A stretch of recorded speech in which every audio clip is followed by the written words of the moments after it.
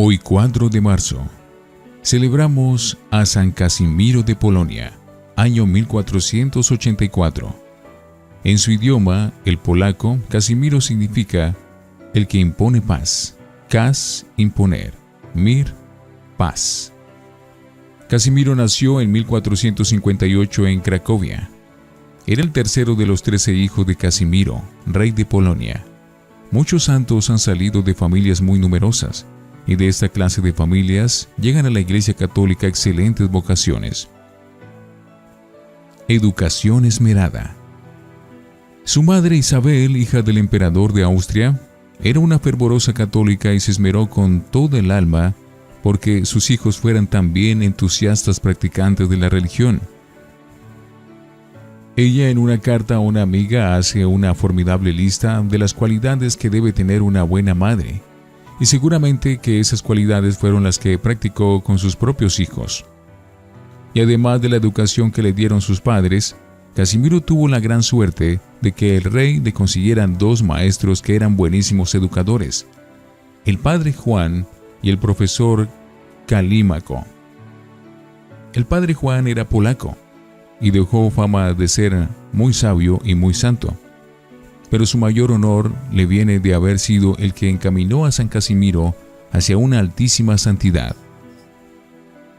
El profesor Calímaco era un gran sabio que había sido secretario del Papa Pío XII y después estuvo 30 años en la corte del rey de Polonia ayudándole a la instrucción a los jóvenes. Calímaco dijo: Casimiro es un adolescente santo. Y el padre Juan escribió también: Casimiro es un joven excepcional en cuanto a virtud.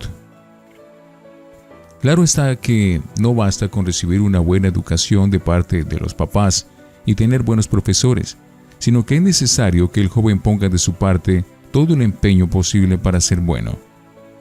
Pues de los otros 12 hermanos de Casimiro, que tuvieron los mismos profesores, ninguno llegó a la santidad, y algunos hasta dieron malos ejemplos. En cambio, nuestro santo llegó a unas alturas de virtud que admiraron a los que lo conocieron y lo trataron. Sus virtudes. Dicen los biógrafos de San Casimiro que su más grande anhelo y su más fuerte deseo era siempre agradar a Dios. Para eso trataba de dominar su cuerpo, antes que las pasiones sensuales mancharan su alma. Siendo hijo del rey, sin embargo, vestía muy sencillamente, sin ningún lujo. Se mortificaba en el comer, en el beber, en el mirar y en el dormir. Muchas veces dormía sobre el puro suelo y se esforzaba por no tomar licor. Y esto en un palacio real donde las gentes eran bastante inclinadas a una vida fácil y de muchas comodidades y comilonas. Su devoción favorita. Para Casimiro, el centro de su devoción era la pasión y la muerte de Jesucristo. En aquellos tiempos, los maestros espirituales insistían en que para ser fervoroso y crecer en amor a Dios, aprovechaba muchísimo el meditar en la pasión de Jesucristo. Nuestro santo pasaba mucho tiempo meditando en la agonía de Jesús en el huerto y en los azotes que padeció, como también en la coronación de espinas y las bofetadas que le dieron a nuestro Señor. Ratos y ratos se estaba pensando en la subida de Jesús al Calvario y en las 5 heridas del crucificado, y meditando en el amor que llevó a Jesús a crucificarse por nosotros. Le gustaban los Cristos muy sangrantes, y ante un crucifijo se quedaba tiempos y tiempos meditando, suplicando y dando gracias. Otra gran devoción. Otra devoción de Casimiro era la de Jesús sacramentado. Como durante el día estaba sumamente ocupado ayudando a su padre a gobernar el reino de Polonia y Lituania, aprovechaba el descanso y el silencio de las noches para ir a los templos y pasar horas y horas adorando a Jesús en la Santa Hostia. Sus preferidos eran los pobres. La gente se admiraba de que, siendo hijo de un rey, nunca, ni en sus palabras ni en su trato, se mostraba orgulloso o despreciador con ninguno de ellos, ni siquiera con los más miserables y antipáticos. Un biógrafo, enviado por el Papa León X a recoger datos acerca de él, afirma que la caridad de Casimiro era casi increíble, un verdadero don del Espíritu Santo.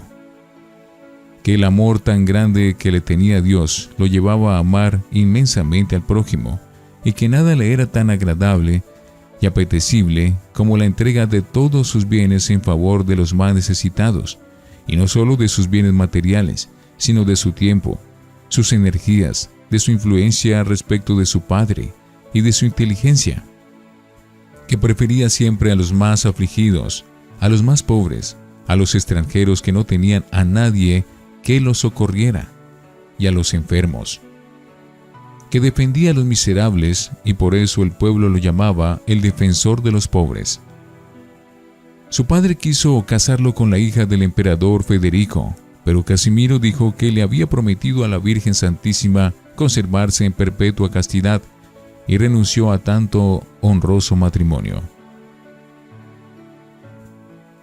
Los secretarios y otras personas que vivieron con Casimiro durante varios años estuvieron todos de acuerdo en afirmar que lo más probable es que este joven santo no cometió ni un solo pecado grave en toda su vida. Y esto es tanto más admirable en cuanto que vivía en un ambiente de palacio de gobierno, donde generalmente hay mucha relajación de costumbres. La gente se admiraba al ver que un joven de 20 años observaba una conducta tan equilibrada y seria como si ya tuviese 60. A su padre le advertía, con todo respeto, pero con mucha valentía, las fallas que encontraba en el gobierno, especialmente cuando se cometían injusticias contra los pobres, y el papá atendía con rapidez a sus peticiones y trataba de poner remedio.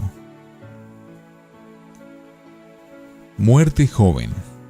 Casimiro llegó lo mismo que San Luis Gonzaga, San Gabriel de la Dolorosa, San Estanislao de Kostka, San Juan Bermans y Santa Teresita de Jesús a una gran santidad en muy pocos años.